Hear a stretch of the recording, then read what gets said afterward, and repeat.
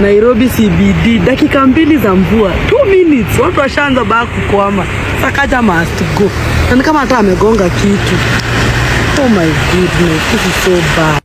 Sakaja tunafaa tumpiga mateka na mangumi na kila kitu juu hakuna drainage. Na pesa yote anachukua anaweka kwa mfuko kuliko tusaidie. Ona maji, ona mariza. Sisi watu tunalala nje, tunavamiwa na mvua inakuja na tubeba, inabeba watoto wetu na wazazi na mabibi zetu. Right now, after the recent floods in Nairobi, a lot of people wamekuwa wakitandia anga toward the governor Johnson Sakaja. The governor of Nairobi knew in dry beds, wakati wengine huko wanakufa. Some people are even saying Sakaja must go. Tunabaki tunaumia na bado unaona mtu anasema tutam. Chukua kura tutoa viongozi ngozi. Correction. People are even claiming the governor has failed to deliver on the promises he made when he was elected. Kwa upande wangu mimi naweza sema msee ni kama ni one term juu sioni kama maendeleo yake iko chini kabisa. Watu wamekuwa wakicomplain about drainage system, road infrastructure and flood management in Nairobi have not improved enough to prevent disasters. Like the floods that zimekuwa zikihappen in Nairobi, and this is not the first time. Majamaa tuache ujinga bana. Kama baba nikafanya video nikaambia jamaa Sakaja na tufail. Kuna mafara yanakuja kuniuliza angefanya nini hiyo mvua? Majamaa katuma maneno kuna campaign. Kwa manifesto yake alisema kitu kubwa atafanya Nairobi nini? Ati improve mambo ya sewage na mambo ya drainage. Sawa. Na huyu man akiwa governor alipatiwa ganji ya kuimprove hizo mambo. Si ati ni pesa ndio kwa mfuko yake, ni tax na katona wa Kenya, watu huko Nairobi imekatwa hiyo do. Ndio tufanye nini? Tufanye drainage. Hakuna kitu tunafanywa. But this is not the first time Sakaja has faced serious political pressure. Back then, several members of county assembly were already discussing the possibility of impeaching him, accusing him of poor leadership and failing to serve Nairobi people as he promised.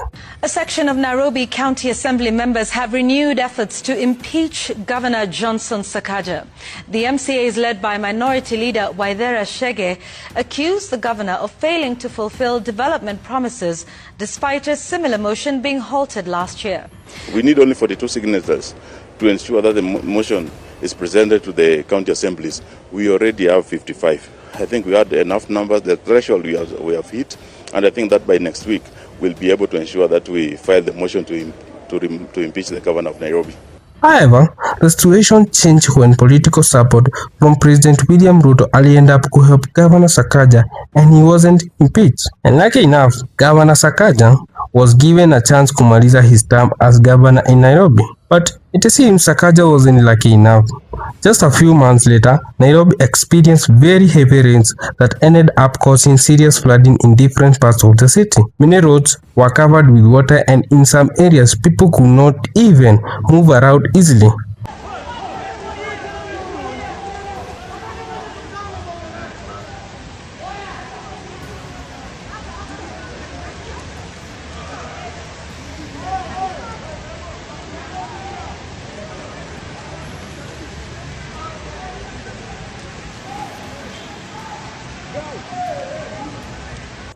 A big reason for this was the poor drainage system in Nairobi, which was unable to handle the large amount of water. Because of this, many residents became very frustrated. Some people then took that moment to once again criticize Governor Johnson Sakaja, saying he's not doing enough work for the people of Nairobi. Iyo maji mchote na dimples za Sakaja. Sakaja alipewa pesa. Wachana na the Kenyan government. The German government gave this man money for drainage systems. Mumesikia hiyo maneno ama bado haijafika huko kwenu? Mali mtamuona. Kama ulitumbukia kwa maji, kama uliswim, utatushimwa tuko huko. Juto ndiye anafikiria natwa. Yeah. Na mkitaka evidence ya German government iko. We don't talk things we don't have figures about. According to them, problems like drainage and flooding should have already been addressed, especially after the promise made during his campaign. At this time, see what wanna complain sasa. Even some of the MCs who had previously wanted to impeach Governor Johnson Sakaja are now raising their concern again. They are also complaining that the governor is not doing enough to solve the problems affecting Nairobi residents, especially issues like drainage and flooding. And this is what Sakaja have been saying about the drainage that are causing the flood. The drainage people say we need to improve. To increase the drainage in Nairobi County for rain that comes maybe once a year costs around 25 billion shillings. So you put 25 billion only on drainage, I will not pay a single salary. I'd rather do small improvements. But to do that massive infrastructure that the city needs, you need to get money upfront. We are talking to transaction advisors, but you need to help us with the law. PFM has restrictions, county government has restrictions. Urban Areas and Cities Act can create exceptions that allow the city to engage in certain ways of raising a municipal financing. The reason many people are complaining is because Governor Sakaja has been talking for a long time about the plan to improve the city. The county government has also promised that Nairobi will transform into a modern city, even comparing its future to places like Singapore. But now, after the floods and the problems residents are facing, many people are starting to question those promises. Some are even asking whether Nairobi is really becoming a Singapore or a Singapore city. But what do you think about this situation? Leave your opinion in the comments below, and let's see how people are thinking of it. Anyway, Governor Johnson Sakaja later appeared in an interview with Jeff Koinange on Citizen TV. And as many people know, Jeff Koinange nowadays, Haogopi, he is known for asking tough questions to powerful politicians. He does not hide anything and often puts leaders on the spot during his interviews. During the interview, this is one of the questions he ended up asking Sakaja. Okech is asking, when are you resigning? I'm not. I'm working. And every day I do my best, given the limitations that we have as a city. Of course, the expectations are extremely high, and I understand them. But I genuinely, really put myself out there to solve the problems with what I have. And Jeff didn't stop there. He went on to ask Governor Johnson Sakaja about the dredging problems in Nairobi, especially after the floods that affected many areas of the city. In response, Sakaja explained that the money currently allocated for drainage is not enough to fix the problem completely. He said the city would need much more funding to build better drainage system and expand the existing ones so they can handle heavy rains in the future.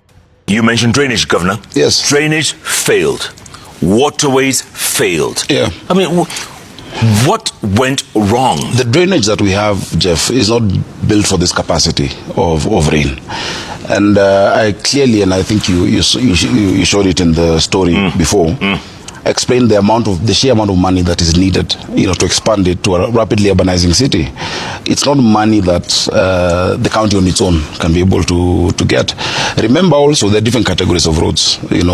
I saw flooding on top of the expressway. That is not a county road. Mombasa Road is not, Jogo Road, Juja Road, Timor, Mbagathi or Raila Odinga Way. But you see, we must work together. Tomorrow, for instance, I'm chairing. And even after Sakaja was being questioned, he ended up saying that Nairobi people are not disciplined. That's a tough question of the governor. Okay. City is going to be the cleanest city. Things are going to be flowing because the resources are going to be put in there. Yes. It's not Kigali, man. Kigali is a small city. It must work. I got a message from Joyce in Kigali. She says, come on, this man is joking. You should come and benchmark in Kigali because Kigali works. I've been there. The people are disciplined. We are not. We are not. We're not. We dump. I'm sure you don't even know where your garbage goes to, because you pay some private person. Yeah. Pick me up or whatever it's called. Pick a bin. Who does illegal dumping? Somewhere, because they say Dandora is too far for them. Because people kept asking tough questions, Governor Johnson Sakaja ended up asked about how many boats and rescue equipment are available in Nairobi on that day when people were being carried away by flood, because people suggested that the boats and other tools could have been used to save them. This question made it clear that people are not only worried about long-term solutions like drainage, but also about immediate measures to protect lives during emergencies. I'm curious, how many speedboats do we have in the county of Nairobi? They're not necessarily speedboats, but they're rescue boats. I think there should be around 5 or so. Yeah. I don't know the exact number. So they're there. They're there. There's some which used to be in Uhuru Park and whatnot. Those are not speedboats. Those are rowing boats. It's not speedboats. It's just a boat to rescue people. So from all these, Does it mean that Nairobi cannot have a governor who serves 2 full terms without complaints? Looking at history, no Nairobi governor has completed 2 terms without facing serious criticism. Looking at the history, even Sonko alienda kutolewa kwa governor na after being impeached, Anne Kananu mwenye aliwekwa hakuendelea kuchuziwa tena na watu. What do you think about this? Leave your comment below and let us know about it. No, I don't think that is the issue. I don't think the issue, it's almost like saying we have unemployment, we have poverty, but there are poverty even in the United States. No, that's not how you deal with issues. Okay. We are Kenyans, we live in Kenya, we live in Nairobi. We are having issues in Nairobi. What is it that a governor ought to have done that would have mitigated the problems? You understand? Okay. So for example, 1 year is a long time. And don't forget to like this video and subscribe to this channel for more updates and more videos to watch. Storm sewer systems. You can build drainage systems. You can clean the city in 1 year.